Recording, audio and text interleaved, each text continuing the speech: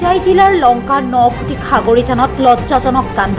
হোজাই জিলাৰ নখুটি আৰক্ষী চকীৰ এলেকাৰ ৩ নং খাগৰিজান জনকল্যাণ LP স্কুলৰ সভাপতিৰ কামনাৰ বলি হ'ব লগা হ'ল এজন 12 বছৰীয়া কিশোৰ। অভিযোগ উঠা আব্দুল মতিন নামৰ ৩৫ বছৰীয়া যুৱকজনে পথাৰত খেলিবলৈ যোৱাৰ সময়ত ফুচুলাই জংঘললৈ নিজুৰ জবৰদস্তি ধৰ্ষণ কাৰ্য সংঘটিত কৰে 12 বছৰীয়া কিশোৰটিৰ ওপৰত। পাছত আঘাতপ্ৰাপ্ত হৈ কান্দি থকা কিশোৰটিৰ মুখৰ পৰা পোহৰলৈ আহে এই ধৰ্ষণ কাৰ্যৰ কথা। লগে লগে হতবাক হৈ পৰে পৰিয়াল আৰু স্থানীয় ৰাইজ। একাংশ স্থানীয় লোকে ঘটনাটো গাত দি মীমাংসাৰ চেষ্টা চলাইছিল যদিও কিশোৰটিৰ পৰিয়ালে শুক্ৰবাৰে নখুটি আৰক্ষী পহৰা চকীত অভিযুক্ত আব্দুল মতিনৰ বিৰুদ্ধে এজাহাৰ দাখিল কৰে।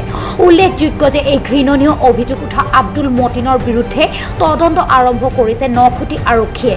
ইতিমধ্যে ঘৃণনীয় এই ঘটনাটো অঞ্চলৰ সকলোকে লজ্জাজনক কৰি তুলিছে। মানে আমাৰ গাঁও হয় এখন ৩ নম্বৰ খাগৰিজান ৭ নম্বৰ ৱাৰ্ডত, আৰু যিটো ল'ৰাই মানে যিটো দৰ্শন কৰিছে সেই ল'ৰাটোৰ নাম হৈছে আব্দুল মতিন। তেওঁ আগৰে পৰাই তেনেকুৱা মানে বেয়া চৰিত্ৰত লিপ্ত হৈ আছে বুলি আমি গম পাইছিলোঁ, কিন্তু আমাৰ হাতত তেনেকুৱা কোনো প্ৰমাণ মানে উপযুক্ত প্ৰমাণ নাছিলে।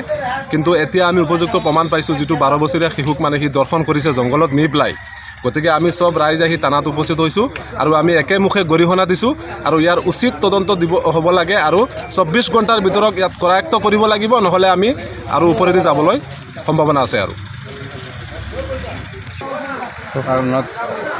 নিউজ চেনেলৰ জৰিয়তে চবক মই মানে নমস্কাৰ জনাইছোঁ। আমাৰ গাঁৱত ৩ নং খাগৰিজান এনেকুৱা এটা অভদ্ৰ অৱস্থা হৈছে যে আব্দুল মতিন নামৰ মানুহজনে 12 বছৰীয়া এজন ল'ৰাক বলৎকাৰ কৰাৰ কাৰণে আমি সমগ্ৰ ৰাইজ একত্ৰিত হৈ আমি আমাৰ আৰক্ষী চকীত আহি চব উপস্থিত হৈছোঁ আৰু এতিয়া দোষীজনক উচিত শাস্তি দিব লাগে।